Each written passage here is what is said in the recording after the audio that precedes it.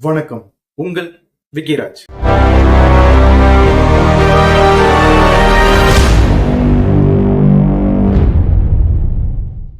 ID நிறுவனத்துல வேலை செய்யற நபர்கள் எல்லாருக்குமே இப்ப வயிற்றுல புளிய கறிக்குதுன்னு சொல்லுவாங்க. ஏன்னு பாத்தீங்கன்னா இப்ப லே ஆஃப்னு பாத்தீங்கன்னா பணி நீக்கம். ஐடில வேலை செய்யற எல்லா நபர்களுக்கும் இப்ப பரவலாகவே எல்லா கம்பெனியும் இப்ப வந்து நோட்டீஸ் வெளியிட்டு இருக்காங்க. என்னன்னு பாத்தீங்கன்னா டிசிஎஸ், இன்டெல், நெக்ஸ்ட் வந்து மைக்ரோசாப்ட், அப்புறம் பேனசோனிக், இது 4 கம்பெனியும் கொஞ்சம் கொஞ்சமா எம்ப்ளாயி எல்லாம் வெளியேற்ற போறோம் அப்படின்ற செய்தி சொல்லிட்டாங்க. வேலை செய்யற எம்ப்ளாயிஸ் எல்லாருமே ரொம்ப ரொம்ப பதட்டத்திலே இருக்காங்க. டிசிஎஸ் எடுத்தால அது வந்து சென்ட்ரல் கவர்மெண்ட் ஜாப் மாதிரி. ஏன்னா அதுல உள்ள அட்வான்டேஜே வேறங்க. குழந்தைகள் இருந்து வீடுல இருந்து எல்லா வசதியும் நம்மளுக்கு ஏற்படுத்துற மாதிரி இருக்கும்.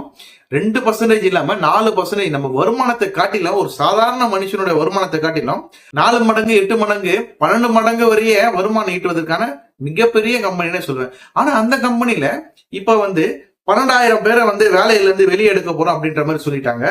என்ன காரணம்னு பாத்தீங்கன்னா ஏஐயால இப்ப வேலை செய்யற எல்லா எம்ப்ளாய்க்குமே பயங்கரமான நெருக்கடி தாங்க. ஏன்னா பிரதானமா சொல்ல போனா இப்ப வந்து பேனசோனிக்லயும் ஒரு 10,000 பேரை வெளியே எடுக்க போறோம்னு சொல்றாங்க. மைக்ரோசாப்டோட சிஇஓ சத்யா என்ன சொல்றாரு பாத்தீங்கன்னா, நாங்களும் வந்து எல்லாரையும் வெளியேற்ற போறோம். ஆனா எவ்வளவு பேருன்னு பாத்தீங்கன்னா 24,000 பேரை வெளியேற்ற போறோம் சொல்லிட்டாங்க. இன்டெலும் ஒரு 10,000 பேரை வெளியேற்ற போறோம் சொல்றாங்க. ஆனா இதுல வேலை செய்யற எல்லா எம்ப்ளாயோட நிலைமை என்னன்னு பாத்தீங்கன்னா, பா இந்த கம்பெனி தான்பா எனக்கு பெஸ்ட், இதுல போனா என் லைஃப் செட்டில் ஆயிடும்பா, என்னோட ஃபியூச்சர் செட்டில் ஆயிடும்பா, என்னோட ஃபேமிலி மெம்பர்ஸ்க்கு நல்ல growth வரமான்னு சொல்லிட்டு போனோம். எல்லாருடைய நிலைமையை இப்ப நிர்கதியாவே இருக்குன்னு சொல்லுவாங்க. எல்லாருமே ஜாவா படிச்சுட்டு போவாங்க, பைத்தான் படிச்சுட்டு போவாங்க.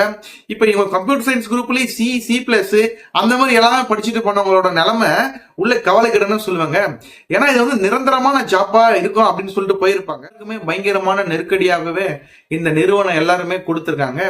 என்னன்னு பாத்தீங்கன்னா இப்ப மனுஷன் வந்து 10 மணி நேரம் வேலை செய்யறேன்னு பாத்தீங்கன்னா ஒரு ஐடி கம்பெனில அதுல 1 hour பிரேக் கொடுத்துருவாங்க. 9 hours. இப்ப 9 hours வந்து ஒர்க் பண்ணவங்க 1 hour பிரேக் கொடுப்பாங்க. இதுவே ஏஐ மூலியமா அவங்க வந்து ஒரு மாடலை வந்து ரெடி பண்ணிட்டு அது உள்ள வந்து சாஃப்ட்வேரை வந்து இன்பில்ட் பண்ணாங்கன்னா அதுவே வேலை செஞ்சிடும். இவங்களுக்கு கொடுக்குற வேலையை விட அது கொஞ்சம் சீக்கிரமாவே செஞ்சிடும். இவங்க 9 மணி நேரம் செய்யறாங்கன்னா அதுக்கு பிரேக் கிடையாது, அது லீவு போடாது, அதுக்கு சாட்டர்டே சண்டே லீவு கிடையாது. இதெல்லாம் அவங்க கருத்துல வச்சு இந்த நிறுவனத்தோட ஹெட் எல்லாருமே பண்ற வேலையே இதுதாங்க. இதனால படிச்சுட்டு போனவங்களும் சரி, இதான் நிரந்தரம் சொல்லிட்டு போனவங்க எல்லாரோட நிலைமையும் ரொம்ப கவலைக்கிடமாவே இருக்குங்க. இப்ப எல்லாருமே படிக்க வேண்டியது என்னன்னு பாத்தீங்கன்னா பைத்தானும் கிடையாது, ஜாவாவும் கிடையாது.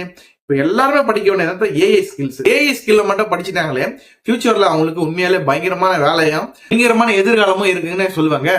இப்ப என்னன்னு பாத்தீங்கன்னா இப்ப வந்து இதனால பாதிக்கப்பட்டது மேல் போஸ்டிங்ல இருக்கிறவங்க இல்ல, அவங்களுக்கு வந்து ஃபியூச்சர்ல தான் உண்மையில அவங்களுக்கு பாதிப்பு ஏற்படுது. மிட் லெவல்ல இருக்காங்க பாத்தீங்களா, டீம் லீட்ஸ், நெக்ஸ்ட் வந்து ஆபரேஷன் மேனேஜ்மெண்ட்ல இருக்காங்க பாத்தீங்கன்னா, இவங்களுக்கு மட்டுமே இதுல வந்து பயங்கரமான நெருக்கடியும், இவங்களுக்கு மட்டுமே இந்த வேலையில இருந்து எல்லாருக்குமே லே ஆஃப் பண்றாங்க அப்படின்ற மாதிரி சொல்றாங்க.